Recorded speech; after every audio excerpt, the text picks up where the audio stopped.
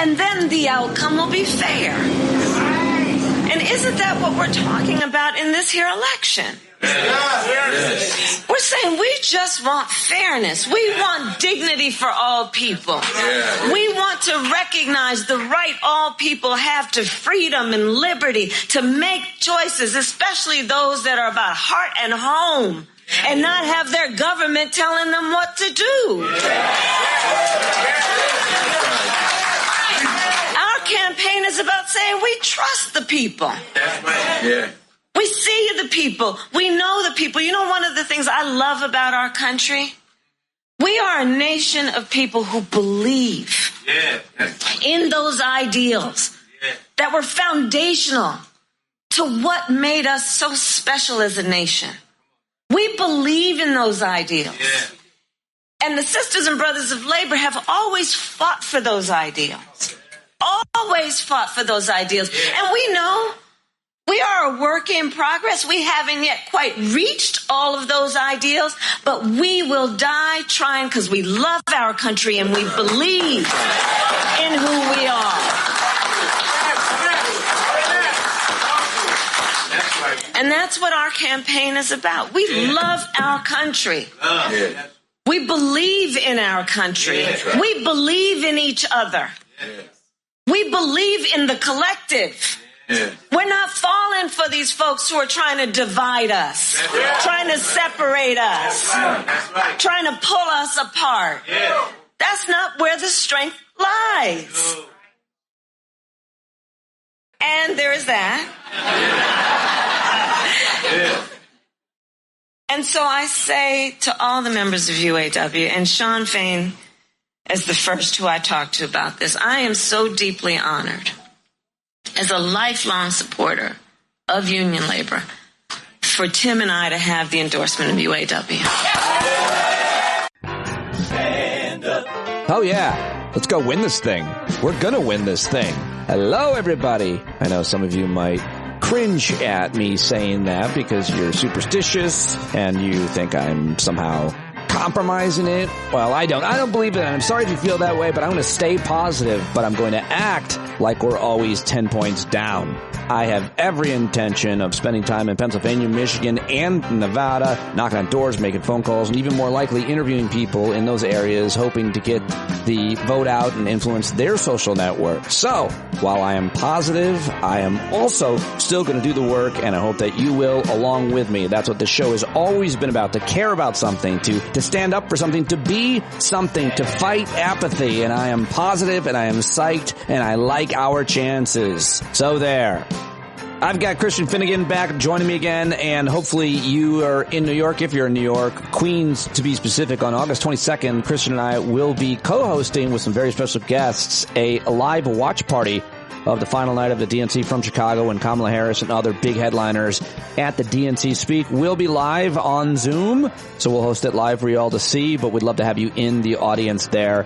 Should be a really fun night. Feeling very good. I love the way Kamala Harris is talking. Progressive talk show hosts like me and other activists and communicators have for a long time asked and urged and tried to get people to talk that way, Democrats to talk that way about freedom and liberty, because obviously that's exactly true. She's exactly right. I love the language. It's the language that the right has been using for years, and we are taking it back, and that is huge and super effective. Of course, I can't do any of this without your support, so please sign up and maybe pay more, maybe even just for the next couple months when I'm traveling and having to buy airline tickets and hotels as well as other travel costs. It's going to be probably a lot for me to get out to some of these places, although I am open to staying with folks for free. I'm inspired by Matty Carlson, who went on tour and crashed on people's couches while he did what he loved. I want to do this activism and organizing and create as many different broadcasts and as much as I can to try to get the vote out. Basically, that's my main primary focus. So thanks to Cassie. It looks like I'll be out in Vegas staying at her place. She's also offered me her points, so I'm going to be booking a flight and hopefully coming out to Vegas in September 8th to 14th, it looks like. I'll be in Vegas, which is a swing state, and doing all I can. If you're out there and you can help connect me with great guests to interview as well as other organizers, please let me know. Standupwithpete@gmail.com if you want to contribute anything or even a one-time payment to me, cover the costs of this. That'd be awesome. Thank you so much. Email me, standupwithpete@gmail.com. Of course, I'll be hosting our Thursday night hangouts regularly wherever I go, from wherever I am, whether it's in the backseat of my car or your guest bedroom, or maybe you've got a boat with a cubby cabin, I think they're called. Anyway, thanks to everybody who joined us at last night's hangout. I'm taping this before, so I'm not sure how it went. It usually goes really great. And we've had more people come into the hangouts than I think ever before, which I hope is a really good sign as well. And if you love being there, I'd love to hear why. If you can write a testimonial for me, you're at the hangouts, and read it or say it on camera or just send me the text, that'd be great, because I think that's something I'd certainly love to promote and sell to more people, because the joy that it brings to just be around community of like-minded people here on Earth One, where we think we live in reality, at least, a science-based one, where my friend Buzz Aldrin walked on the moon, and vaccines are a miracle, and Donald Trump lost the 2020 election. That planet, that's where I live. A planet where people care about civil rights and human rights, and people who aren't like them, you know, strangers, even people who practice what they preach, and who are curious to learn more from real smart people. That's what I have been trying to do every day with Stand Up with Pete Dominic since it began all the way back in 2008. And we're going to do that today and every day moving forward. Christian Finnegan has some really interesting, as always, perspectives on everything that's happening in the world, in the news, and of course in the presidential campaign. You're not going to want to miss that conversation coming up. But first, I do have your headlines, and mainly for Ryan G. He has made it clear how much he loves when I do it on Fridays as well. He works hard. I work hard. Ryan, I hope you're all right, and thank you for your service. Ryan is an active duty military guy, and that's all I can tell you about him. The rest is top secret, but the headlines are not. And yesterday, the big headlines were that Kamala Harris and Tim Walz continued campaigning on the road in swing states, and the disgraced former president and now convicted felon, he campaigned from the swing state of Mar-a-Lago, where he gave what was called a general press conference. That's how he promoted it at 2:00 yesterday afternoon. And everybody made fun of him on social media just because he called it a general press conference. Of course, it was a cavalcade of lies, insults, racism, ignorance, stupidity, and one has to ask why the networks carried it live. And the cynical, obvious answer, at least one part of it, is because they get ratings, obviously. But the other thing, and I think it's a good thing, I think it's good that people are reminded of him. And one might argue that when he tells some of these lies, people believe them. I'm not sure that it's always true with him at this point, because he really made a jackass of himself. And when the spotlight was on Joe Biden and his cognitive abilities and old age, that was bad. Well, now it's on Kamala Harris spreading joy at record crowds, and Donald Trump just coming completely unraveled in front of the media and the rest of us for us to see. Hashtag Trump meltdown was the top trending phrase on Twitter last night, and that's because it was. I'm not really going to mention much more about it or talk about it or play any clips, because I've got other headlines to get to, but that's all you, I think, really need to know overall. Of course, the specific things he said are ridiculous. Talk more about it, a little more about it with Christian Finnegan coming up. The main news that came out of the presidential campaign yesterday was that it looks like September 10th, the disgraced former president will be debating the current vice president, hopefully future first president, first black woman to be president. And that is going to be on ABC News September 10th. You better believe, mark that down in your calendar. We will have a watch party for that for sure. Also on the campaign, we heard from Kamala Harris's national security advisor. There was some controversy whether or not she supports arms embargo on Israel. She does not support an arms embargo on Israel, they made clear. And in non-presidential campaign news, this year is on track to be the warmest on record after the previous high was set in 2023, according to European climate scientists. No surprise there, sadly. The FDA is poised to rule on the therapeutic use of the drug ecstasy, or Molly, right? Is that the same one? Yeah, I think so. And another science or health story, researchers have developed an imposter virus that steals essential proteins from HIV, pointing to a new therapy. So progress continues to be made on that. That's a really big deal. deal. Yeah, ecstasy is Molly. So those are a couple of headlines. Let's move on to some of the international stories in Gaza. At least 16 people were killed yesterday after Israel conducted airstrikes on 2 school complexes in northern Gaza Strip, Palestinian Civil Defense said. And Israel's military said that the attacks had targeted Hamas's command and control centers in the areas of 2 schools in Gaza City and that it had taken steps to mitigate the risk of harming civilians. Absolutely horrific. Now let's head to Russia, where there are Ukrainian troops. That's right. Ukrainian troops have entered Russia. They're about 6 miles in. It's fascinating what's happened. You can see some of the videos of Russians surrendering if they're legit. Ukrainian troops battled Russian forces yesterday for a 3rd day in the Kursk region of Russia, occupying villages. Wow. Part of a town which has become Ukraine's largest incursion into Russia since Russia's invasion in 2022. Russia's officials, including President Vladimir Putin, have confirmed the cross-border Ukrainian attack, which stunned Moscow and appeared to involve the use of Western-donated infantry fighting vehicles. I'm following that one, and we'll probably talk with folks about it next week. That's crazy. Earthquake has occurred off the coast of Japan. It is about 18 miles off the coast of Japan. A 7.1 magnitude trembler sparked a tsunami advisory, but apparently no immediate reports of serious damage or injuries, which is always a huge relief. A Nevada man awaiting trial on charges that he stormed the U.S. Capitol has been jailed after he allegedly made threats directed at Supreme Court Justice Amy Coney Barrett and other public officials. His name is Bradley Scott Nelson. Escalating rhetoric is grounds for keeping him detained until hearing next week, according to a federal magistrate judge in Maryland ruling Tuesday. Another January 6th defendant heads to jail. You got to love it. And, let's check in on Wall Street. Well, guess what? The stock market surged Thursday following better than expected jobless claims that soothed recession fears sparked by last week's weaker than expected jobs report. How about that? Glad I played the audio clips and read what I did at the beginning of the week on that. Hopefully you didn't panic and sell off your retirement. Finally, a top UN counterterrorism official told the Security Council on Thursday that a vast stretch of Africa could fall under the control of Islamic State group and affiliated terrorist organizations. In a regular report to the Council, Vladimir Voronkov, the Undersecretary for Counterterrorism at the UN, told members that an ISIS group affiliates have expanded and consolidated their area of operations in Western Africa and Sahel. And that is disconcerting. Another issue that I probably need to dig a little deeper into. Speaking of terrorism, one of the 2 young men who are accused of planning to attack the Taylor Swift concert in Vienna, Austria, confessed to a plot to kill as many attendees as possible, according to security officials on that issue. Well, those are your headlines for today, Thursday, going into Friday, the 9th of August. And now it's time to get to the sound that I found. Well, the first thing I want to play for you is this 5-minute clip of Lawrence O'Donnell from his show on MSNBC last night, because yesterday the disgraced former president gave a crazy news conference and said all kinds of horrible things, stupid things, lies.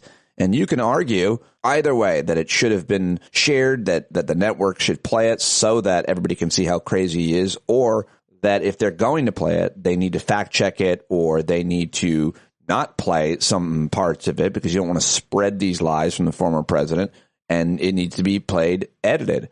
Well, Lawrence O'Donnell made the case last night, and the reason why this went really viral last night and will today, and why I'm sharing it, is because here's a guy who lays out a case for everybody right now, but more importantly, basically calls out, absolutely calls out his own network, who he is employed by and hosting a show on, and you almost never see anything. I don't think I've ever seen anything like this specifically. It's 5 minutes. It's really great. And I'm going to share all of it right now because I love this guy. I know him. I saw him recently. I like him a lot. And I think this is great. And absolutely no comment from the reporters who were allowed to throw questions at him today about how could you possibly flip-flop like that? Well, it was 2016 all over again today. Donald Trump spoke at his home in Florida for over an hour, and all of the cable news networks, including this one, carried it live, just like they all did repeatedly in 2016. It would be hard to find a sentence in what Donald Trump said today that did not include at least one lie. Some of the networks tried to play catch-up with fact-checking after Donald Trump finished speaking, but that, of course, is way too late and utterly useless. No network even attempted to fact-check every lie Donald Trump told. Every network has the capacity, especially with these wide screens we now have at home, to run a live scroll at the side of the screen, fact-checking many of Donald Trump's lies. Not all of them, that would be impossible, but many of them as he speaks. For example, when Donald Trump said, quote, Kamala Harris is not smart enough to do a news conference, the networks could have simply put on the side of the screen, Kamala Harris is a graduate of Howard University and University of California Hastings College of Law. Of course, Donald Trump proved once again today that he is not smart enough to do a news conference by saying something that was provably false in every response he gave to every single question. Most of those were knowing lies by Donald Trump. But many of the falsehoods Donald Trump spread today in his responses came from that vast well of stupidity that takes up most of his brain.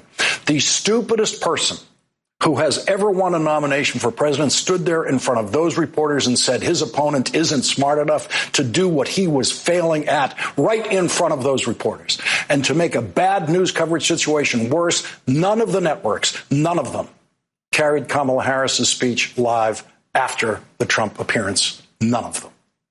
This network brought you the last few minutes of Kamala Harris's speech live, but was actually doing Olympics coverage when the speech began and kept doing it. And so, as a first order of business in this hour tonight, we will correct that mistake by presenting to you in full and unedited, as if live, everything that Kamala Harris said today in her speech in Michigan, which all of the networks knew was coming. They knew what time it was coming. They knew how to cover it live, and they didn't. After giving Donald Trump more than an hour of live coverage on all of their networks. It's 2016 all over again. The same mistakes are being made. I have never seen an industry slower at learning from its own stupid mistakes than the American news business. And you cannot expect them in the next 89 days to figure out what they haven't been able to figure out in 9 years, how to cover a Trump for president campaign. One of the Harris-Walz campaign slogans now is, we're not going back. But we just went back today.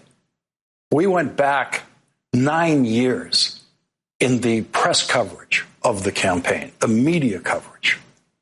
Donald Trump gets credit from the people he lied to today for lying to them. They appreciate it. Reporters understandably and incorrectly believe that the most important thing a candidate can do is answer their questions. But they don't know what an answer actually is. Words spoken after their question marks are not necessarily answers and are never answers when they come from Donald Trump.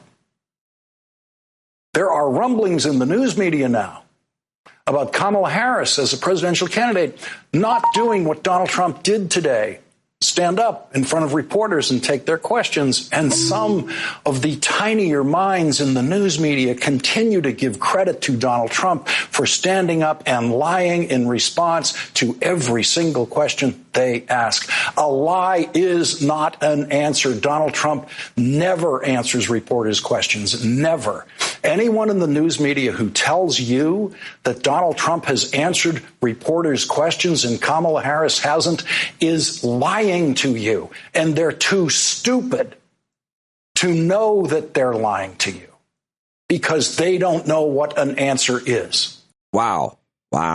5 minutes from the great Lawrence O'Donnell on his show, The Last Word, at 10 p.m. last night when we were having a great hangout.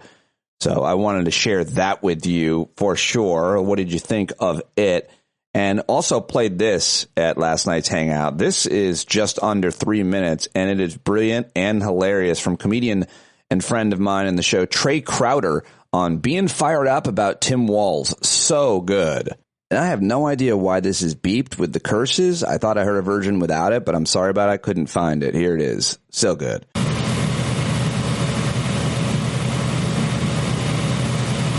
Okay, yeah, hold on. So, all right.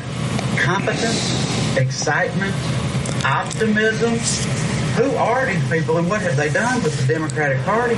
Right? I don't know what's gotten into them, but it's just been home run after home run lately. The most recent one being Tim Walz. I love Tim Walz. You know, they said Kamala's got to find a way to appeal to the Midwest. Yeah, well, she just picked the most Midwestern man in all of existence. You know what I mean? He seems like he's got a calendar on his wall where every month is a picture of a different kind of tractor. You know what I mean? I bet he ain't missed a state fair in nigh on 40 years. You just know he can make a tater tot sing, baby. He bleeds ranch dressing. This man is the Midwest. But seriously, dude, Tim Walz, he checks more boxes than a hypochondriac filling out a medical history form. Like, you mean to tell me that this dude is a military vet, football coach who stood up for gay kids in the 90s? Like, forget vice president. I want him to be America's papaw. Give me some advice. You know what I'm saying? Like, seriously, like, what are they going to say about a guy like that? You know what I mean? Their whole narrative for a while now has been, you know, that liberal men are just a bunch of purple-headed soy boys who want to turn kids into cats and outlaw cheeseburgers, right? That's what they say. Then this some waltzes in, carrying a hunting rifle and a dead turkey, just all shucksing them into submission, talking about feeding kids and minding your own damn business. Put that in my veins, man. And meanwhile, all the alpha males out here trying to convince themselves that really the puffy-headed couch wearing guy liner is the real man of the two. It's just, I'm so fired up. I love it so much. And speaking of JD, you know Walz is chomping at the bit to get after his ass. You know he's ready for him and for Trump. Look, if anybody knows how to handle petulant dipshits covering for their own insecurities by hurling playground insults, it's a man who taught high school for 20 years. Okay? He's already proven he knows how to handle them. He's the one who came up with calling them weird, and that worked like a charm. Immediately, they lost their minds. They were just like, Mom, the pedo-cuck snowflakes are calling us names. Right? They didn't know how to handle it. They were just like, weird? We're weird? What? Oh, what? Because we want to monitor women's periods and do wiener checks on 12-year-olds at track meets? That makes us weird? Okay, like the whole thing is just chef's kiss. Awesome, man. It really does feel like something special is happening here. It feels like we're coming together right as they are falling apart for the first time in a while. It feels like people on the left are not just willing to vote against Trump. They're excited to vote for this ticket. The vibes are palpable. The energy's through the roof. All we got to do now is keep this momentum going, y'all. And like the man himself said, and I'm paraphrasing here, 90 days ain't sleep when you're dead, baby. Let's get it. Love y'all. Yeah, Trey Crowder, Lawrence O'Donnell, and that is what I've got for you in the Sound I Found section. Sorry I don't have more, but those are two big, giant clips that I let run because I wanted to keep them completely in there for you. So hopefully you appreciated that. That's all I've got for you in this first segment. Come on, cut me some slack. It's Friday. All right. I hope you liked it and got a lot out of the news segment. If you did, tell your friends about it. I do it pretty much every weekday here. And now it's time to get to my guest, who is one of our all-time favorites, comedian and commentator, Christian Finnegan. If you're my age, you know him from his time on VH1's Best Week Ever. You saw him on The Chappelle Show. And, of course, hopefully you're a fan of his stand-up comedy specials, all of which you can get at christianfinnegan.com. You can catch Christian and I together, as I mentioned earlier, on August 22nd at QED. It's a great venue in Queens that Christian's wife owns, and you should subscribe to his newsletter, most importantly, his Substack newsletter that helps you discover new music and old music. It's called newmusicforolds.substack.com. All right, let's do it, ladies and gentlemen, right now with Christian Finnegan. Finnegan is back, and I am happy to see you here on a posted it on a Friday. How are you? You're filled with joy, I can tell. I'm not unfilled with joy. I feel, there's a weird feeling that's come over me that I'm having a hard time processing, and I think it might be optimism. Let me ask you this. I've been wanting to talk to you this week. I really thought I'm going to ask Christian this because I saw your tweets, and I've heard from other people who have all kinds of different struggles that they're open about, including myself. And a lot of people are talking about how happy it makes me feel. It seems that Tim Walz and others have latched onto it and calling it about Kamala's joy. But you've been open about whatever challenges you have in life with me here. And I have been trying to be open as much as I can be with listeners. And yet this issue, this development of Kamala and then Tim Walz seems to be making like a lot of other things less bad or a little better. And I talked too much already. I wondered if you would talk a little bit about that feeling.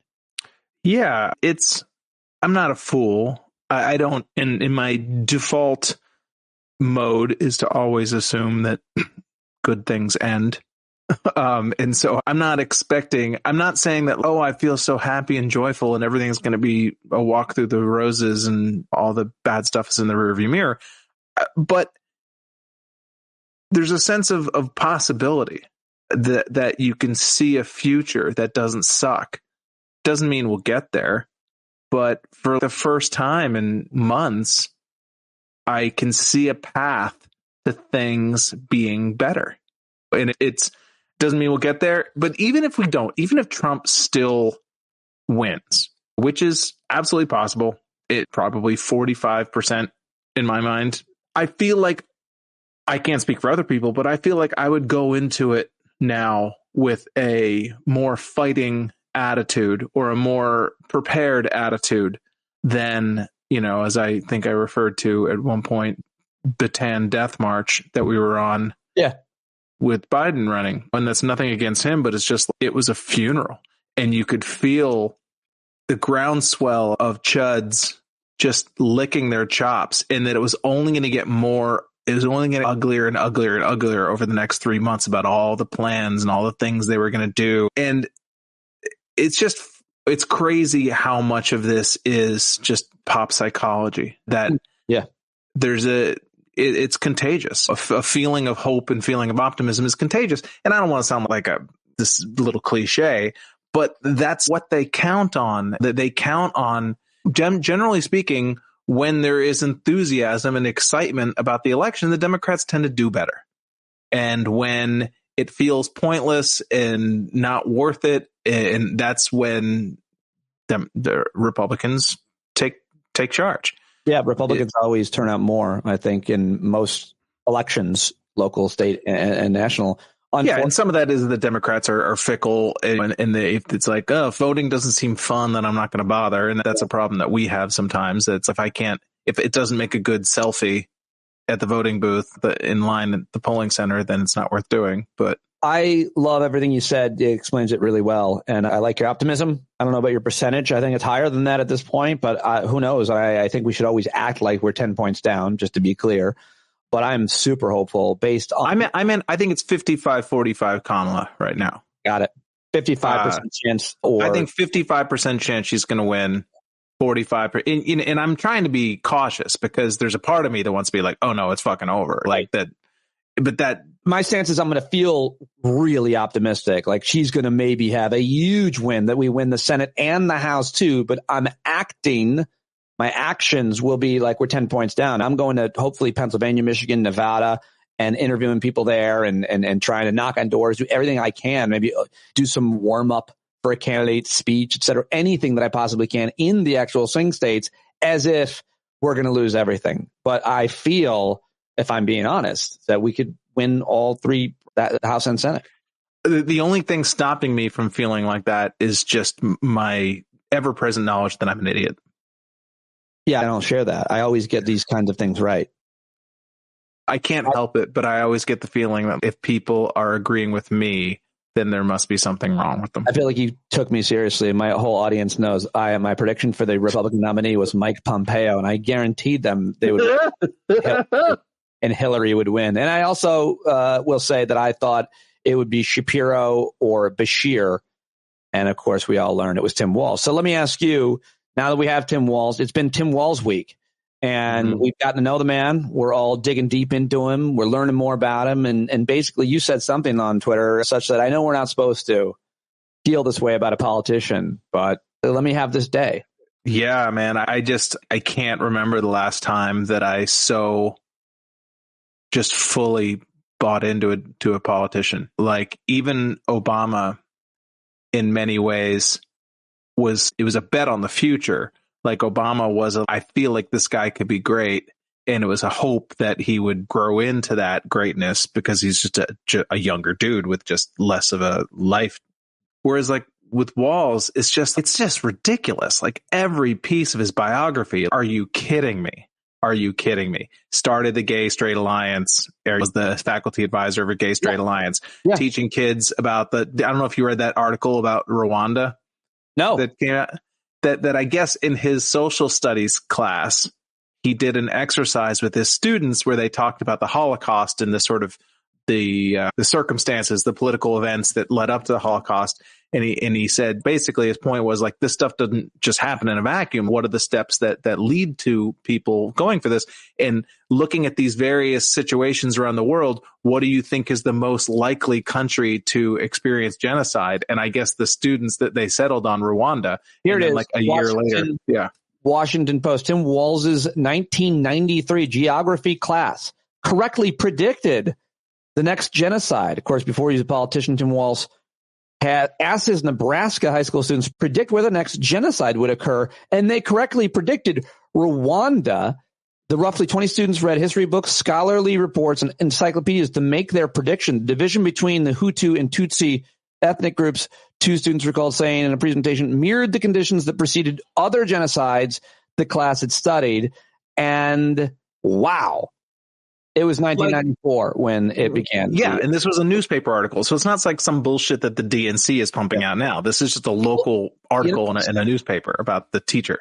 Along those lines, not to take you off more Tim Walz related stuff, but I think it's been fascinating that I've seen at least 3 different students, former students of Tim Walz, on media. They CNN, MSNBC, and other networks, they eat this up. And it's good journalism, too. It's responsible. Bottom line is, this guy's probably got any teacher that's beloved has 20 years of, my mom was a well-liked teacher. She still hears from her students. And if she were running for office, they would certainly come on and be like, yeah, Mrs. Dominic was great. The fact that there's so many people that can testify to his character in specific issues like this, man, that's going to be the gift that keeps giving this campaign, is my point. I 100% agree. Now, of course, there's going to be one kid who like he like gave detention to one too many times. Football player didn't get on the field that deserved, has a chip in his shoulder.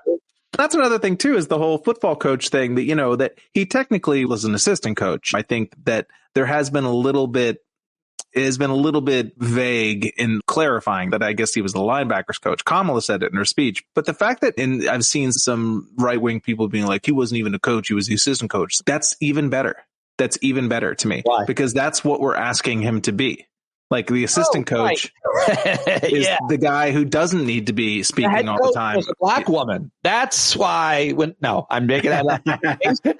You believed it. I had you. I did. You totally had me. I was like, oh my God, it's the movie Wildcats. That was Goldie Hawn, wasn't it? It's the sport of kings, better than diamond rings. Football. I don't know why I remember the theme song to Wildcats, but I do. All real good points. I got to ask you before I forget it because it might jump out of my mind on one of the most important things. One of the few things I wrote down to ask you, usually don't have much of a script when talking to the great Christian Finnegan. Buzz, what is your take on couch fucking?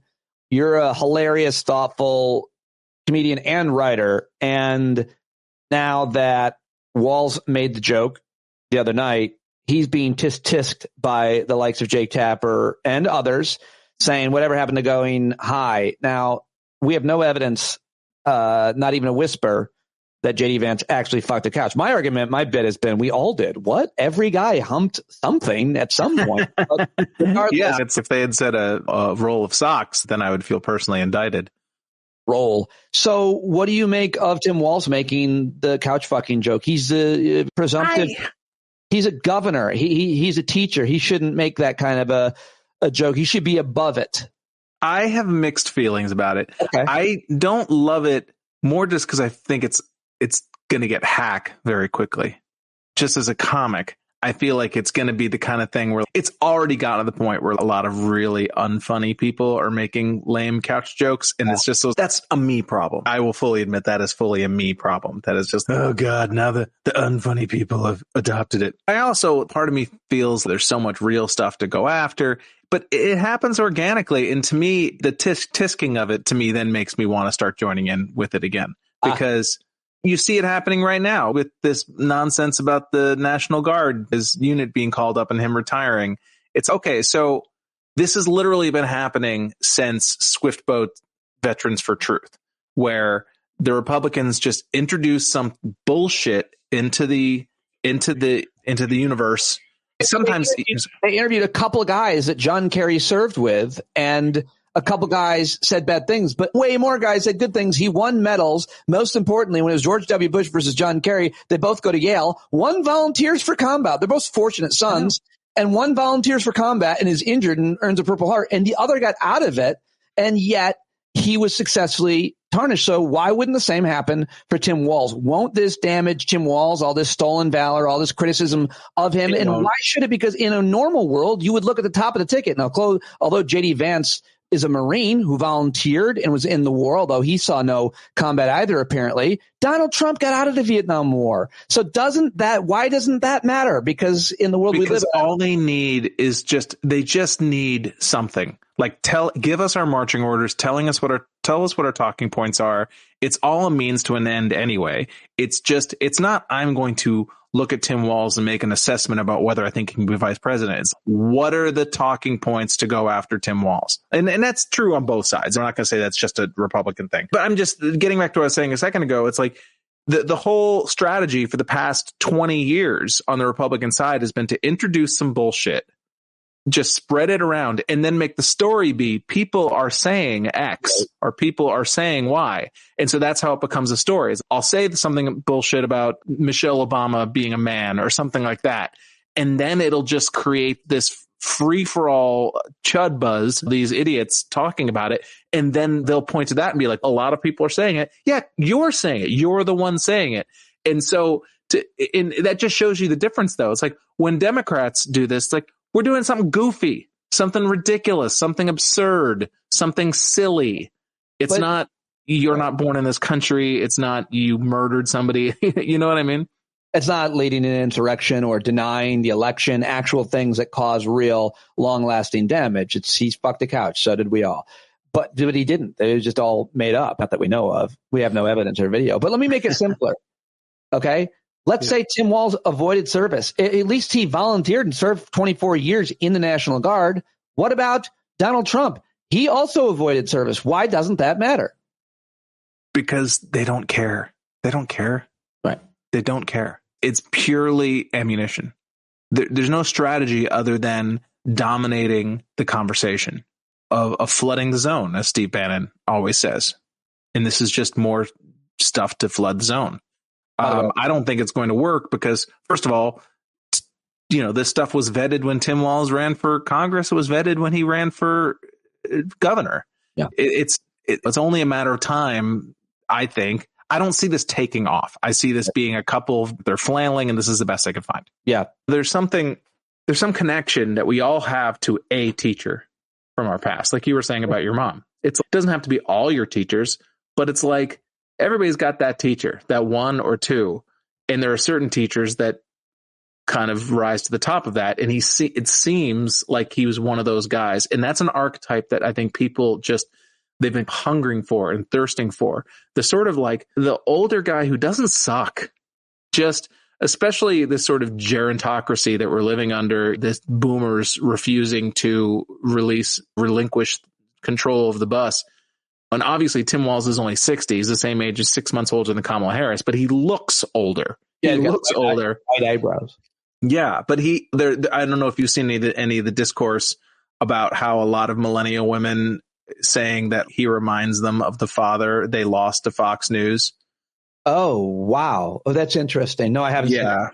Yeah, it's just something I've seen going around is this idea that, this is a reminder of what like dads used to be like, or before they became Fox pilled or OAN and all this crap. And that there's something just very sweet about that. And I don't want to speak for other people, but I get that there's a hunger. And again, that's why the weird thing has landed, because there's just a hunger, I think, for shit to be normal. What Biden promised, but was never able to fully.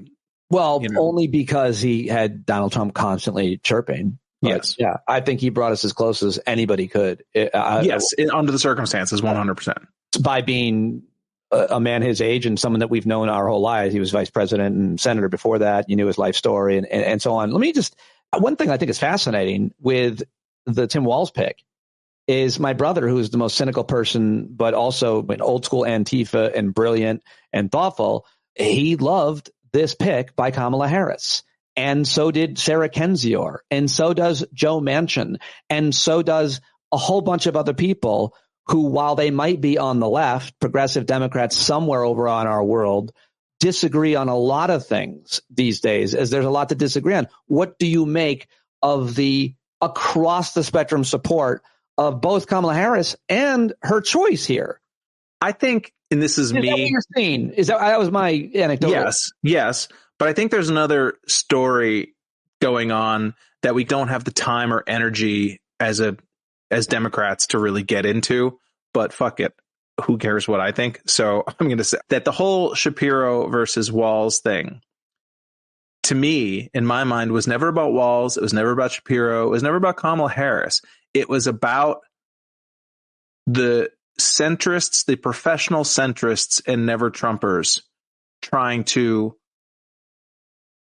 assert control over the direction of the Democratic Party, of the sort of pundit class, the Chris Cillizas and the Stuart Stevens, Joe Scarborough. And Stuart Stevens has been very gracious. I don't want to lump him in necessarily, but I think that a lot of those guys, they just can't fathom a world where they're not driving the car.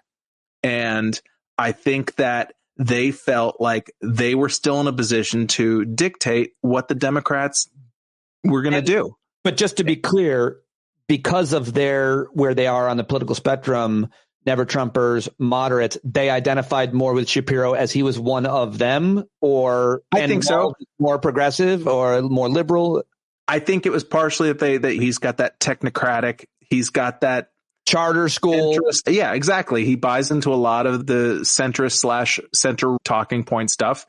And after a while, again, this is just me, I think that it started to become just, no, we said Shapiro. We want Shapiro. And then I think a lot of people started to flock to Walz is like, what about this guy? And I think that there was a feeling amongst that very small pundit / former Republican crowd of being mad that they weren't being listened to. And the Nate Silvers, like, this really speaks to Kamala Harris's poor decision-making skills. Really? Because I see it as the exact opposite. I see it as not going with the just dumb, Pennsylvania, chalk it up. You know what I mean? I don't think, first of all, I don't think Shapiro was going to make a big difference. And I think that Walz has just as good an opportunity to affect other states as Shapiro might have given them in Pennsylvania. I don't see Shapiro as doing a whole lot in other states now. Really interesting take that I hadn't heard elsewhere. I hadn't heard somebody aggregate all those same type of people thinking that and pushing for Shapiro. Let me just add one point to it that I think is somewhat interesting is Shapiro's a great orator. He's great on the campaign trail, but I would argue he's just not as likable as Tim Walz. And likability is everything. And I heard somebody make this point. It's not mine. But they painted Barack Obama as the most liberal senator in the Senate when he was running for office. And he was one of for sure he was. And he was a black guy, so that you might think he was just because of that if you didn't know policy at all. But he definitely was. But he won. It didn't work. They painted him as the most liberal, and he won. Why? Because people liked him. People really liked Tim Walz. And I think more than anything else, Kamala and her people realized everybody that's ever been around this guy, including almost all of his students and guys who served with him in the National Guard and in the State House in Minnesota, people like him. Black folks like him. Gay people like him. Everybody likes him. His kids seem to like him. And that he brings out different colors in Kamala Harris. You know what I'm trying to say. He brings out different hues. If you wear a green shirt, it's going to bring out certain things about your complexion than if you wear an orange shirt. We're all a giant panoply of personality traits, and some come to the fore when you're around certain people. And I think that he really reifies this idea of her being the happy warrior, which I think is just such a brilliant contrast to what is being offered on the other side. And I think it's a genius political move to have that be their animating feature. It's just like, things can be better. You just made me think of this, but painting her as the happy warrior, which he's done clearly, is antithetical to how women in power, much less in politics, often get painted, much less black women. They're angry, they're bossy, they're moody, they're whatever. They are all those things, actually. So are all of us. It doesn't have, we're all, especially if you're in politics, you're all those things. Nonetheless, what you're saying is he's going against that traditional archetype of a strong woman, much less a black woman, and saying, you know what she is? She's joyful. How about that? And she is. That's the whole, her laugh, her personality. There is a lot of joy. You ever seen her cooking? Those cooking videos of Kamala Harris? She looks like she's having an amazing time. Almost makes me want to cook. Now, does that mean that people shouldn't get on her about Gaza and things like that? Of course not. And that's a whole other conversation about what happened last night. But there's just a difference when there's a feeling of levity or of just forward motion and not just being a mud fest and a slugfest. And the other thing with Shapiro is whether you want to, not even talking about Gaza, but you're talking about the sexual harassment situation with one of his advisors who he was the subject of, and also this one of the cases that when he was attorney general with the woman who was stabbed 20 times, it's like there was just going to be chatter. There was going to be so much distraction from so Trump. much distraction. And again, that's what they do is they try to monopolize the conversation. And, it would have all been about Shapiro. And then, and I just feel to have been able to avoid all of that and to just hit the ground running in a positive way in such a short, there isn't time to waste 6 weeks trying to dig someone's approval numbers out of a hole. Hit the ground running with somebody who already comes across as likable, and you can just get down to it, is my feeling. Yeah. And when you vetted him, you had thousands of people, because he was a teacher for 20 years, to ask, is he likable? And most of them are like, yes, he's my best teacher. Wow, you're going to run for office and you were considered one of the best, most impactful teachers in young people. By the way, they're trying to knock him. I saw, what's his name? Huckabee. What an asshole that guy is. Mike Huckabee basically saying that he'd never done anything. He'd never built a business. He never worked in the private sector. That's a knock against Tim Walz. And he was a teacher and a National Guardsman, a congressman, and a governor. So he's been in public service his whole life. And they're trying to attack him for that. And I don't think, why would anybody care? Even on the right, those are all jobs that are generally speaking respected. I mean, not congressman, but he was. Yeah, it's dumb. It's dumb. This idea that Republicans try to put forward that everybody is an entrepreneur. And if you're not an entrepreneur, then there's something wrong with you. Not everyone, when I say this as someone who owns a business, or along with my wife, owning your own business, it ain't all it's shaking out to be. A stand-up comedian for years, it's self-employment. And so the idea somehow that being an entrepreneur or owning your own business is somehow more or less makes you better. It's not what you're saying. It's a set of experiences that are helpful. There's other sets of experiences that people have. And maybe it'd be nice to have a few more teachers in our public service. Somebody was taking to task that he didn't have a law degree or whatever. And I don't remember who it was, just some random person. And I agree with this. Like maybe lawyers shouldn't be politicians. It's like have them as advisors.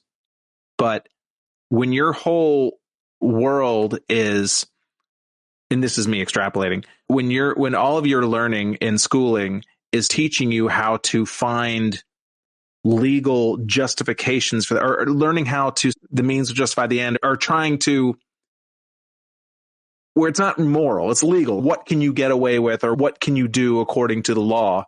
Maybe that's not the kind of person you want making the actual moral decision. Those people should be on staff. They should be advising you, telling you what you're allowed to do and what you're not to do. But maybe we look too much to lawyers to provide moral leadership when that's really almost the opposite of what their training is. Yeah, maybe we should have people who actually were, I don't know, teachers, social studies teachers.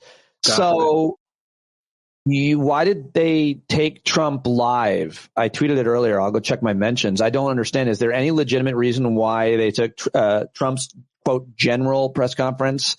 That's what he called it. Live, MSNBC and CNN. I mean, you get Fox doing it. And I think it's great for ratings for any of these networks. I suppose you can watch it anywhere.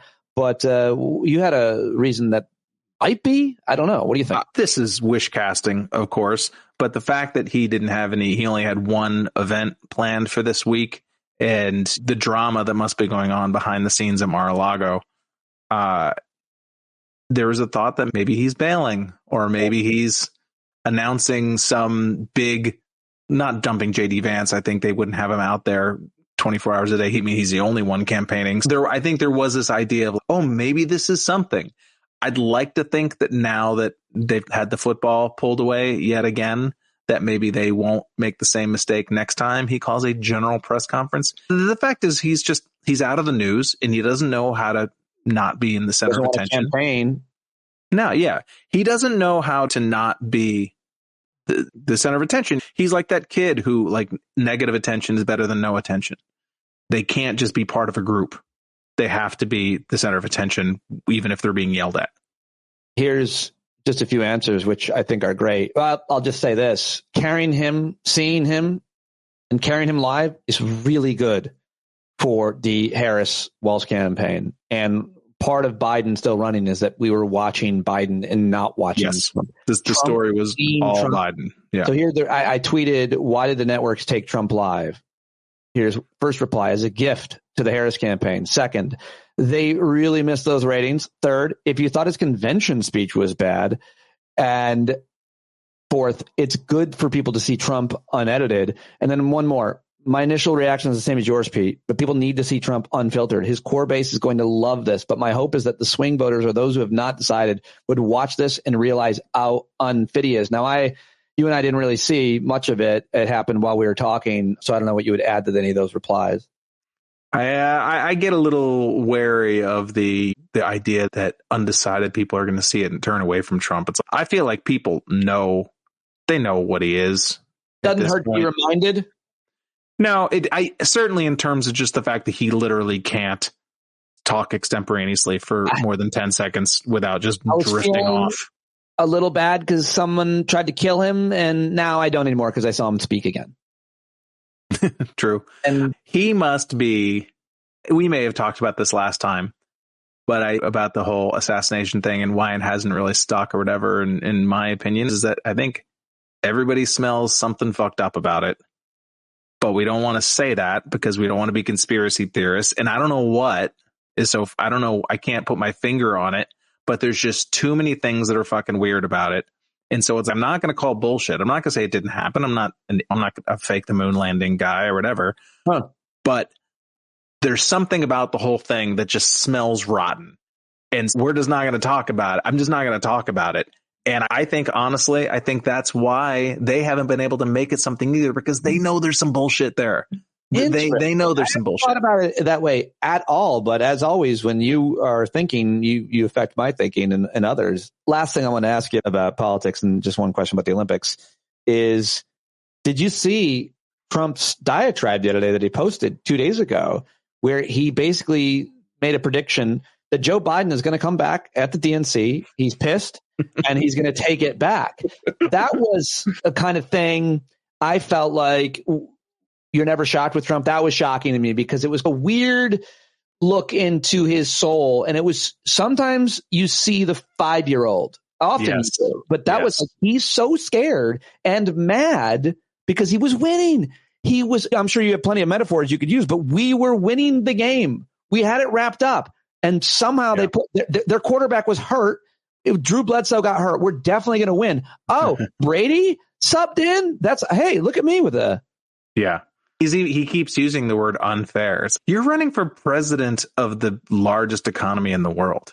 Like, what the fuck does fair come into play here? There's legal fairness and things like that. But in terms of just, I was going to win and now I'm not going to win. Like, who gives two fucks? That's just really unimportant. But again, I think people aren't ready or weren't ready for someone who was just so id driven. And I may have used this metaphor before, but you know how like you can't bring certain plants or animals into certain countries because the local environment just doesn't know how to handle it.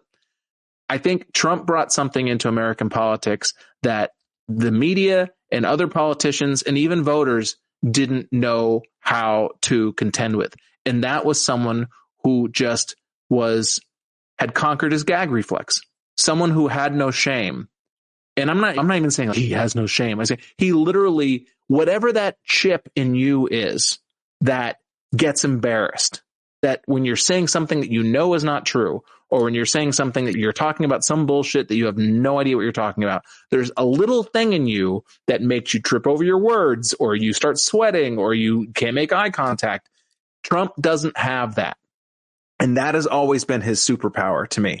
And I think a lot of Republicans learn the lesson, and that's why you see them just constantly doubling down and raising the ante, because they realize, oh, all we have to do is just keep lying. That's all we have to do. And they have no defense against it. And that's, I think, why the couch thing is funny, because it's a fighting back against that. But, you know, I think that people have started to see through it, or just get bored of it. Just get bored of it. I think that there's something really refreshing about the idea of just putting this shit in the rear view. I think that is a point that just isn't made enough, or when it's made, it doesn't resonate enough, and it's hard to measure. But yes, it's true of anybody whose song we've heard before over and over and didn't really like it the first time. And his speeches are boring.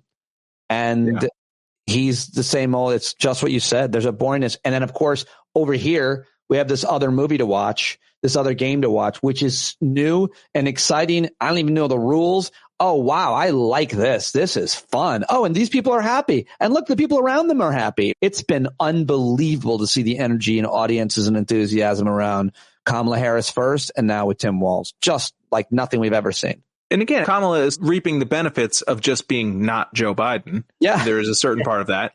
And again, it's not even a slam on Joe Biden. It's just she's not a guy who's clearly in serious decline. And when you remember that most people they're not really voting for their leader of the free world. They're voting for a national totem.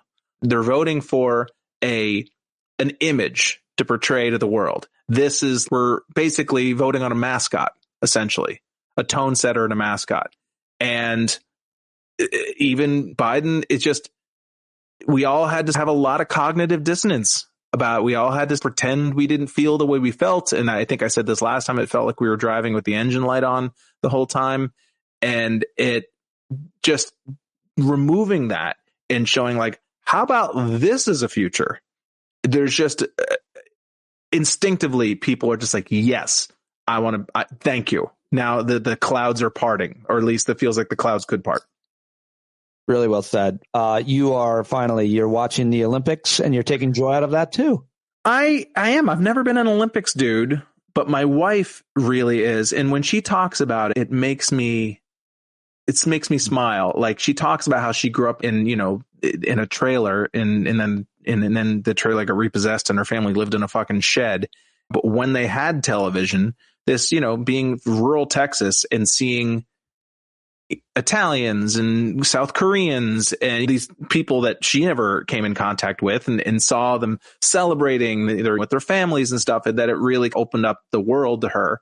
And I enjoy watching it with her just because she really gets so into it. And then I was like, all of a sudden I care deeply about the steeplechase semifinal. I wasn't expecting to care about that, but yet now I do. I love it. I love to hear that, and it's rubbing off on me as well. And I got shamed last week at our Hangout. Peacock fucking rules, by the way. It's like fucking conglomeration. But Peacock. Why? Because you can go into Peacock and watch any event that you want. Oh, why didn't you explain that? Yes. Everybody at the Hangout. A lot of people. So good. A lot of people said the other night, or have said, how do I watch the Olympics? And the answer is Peacock owns the rights, and what their app does is allow you to choose whatever you want to watch from. You can look it up by sport. I want to check out water polo, and then it'll have all the matches that have played, and you can just click on it, and they cut out all the fat. It's really fantastic. Only a few days left, I think. Yeah, I would say it's not worth it now, but if you care about the Olympics, come 2 years from now. What is the most boring Olympic event in your opinion? I'm putting you on the spot. I should have given you some time to give a whole list, but maybe the long distance running, like the marathon and stuff like that. Yeah. You don't like watching people run? Not for more than. Would you like watching people swim?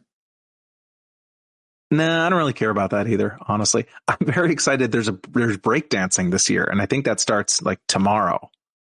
I don't like that at all. I don't like competitive dance. I think it's an art, not a sport. I agree with that. And yet, if you think of it more, if you think of like when you see floor routines in gymnastics as being, or figure skating, if you think of it as being 70% athletics, 30% artistic expression, to me, it's more like 50-50, because the breakdancing, the breaking, what they're calling breaking, when you see it, it's not the same as you would see some kid doing on the street for quarters. It's like there's moves, there's specific, there's like a routine, there's certain marks they have to hit. That's a great explanation, as always. Breakdancing is the reason I got into comedy, partially because in third grade at a roller skating party, me and a couple of my friends who had been breakdancing for a year or so, radicalized by all the two breakdancing movies, Breakin' and what was the other one? Beat Street? Breakin' 2, Electric Boogaloo. Oh, yeah, Beat Street, yeah.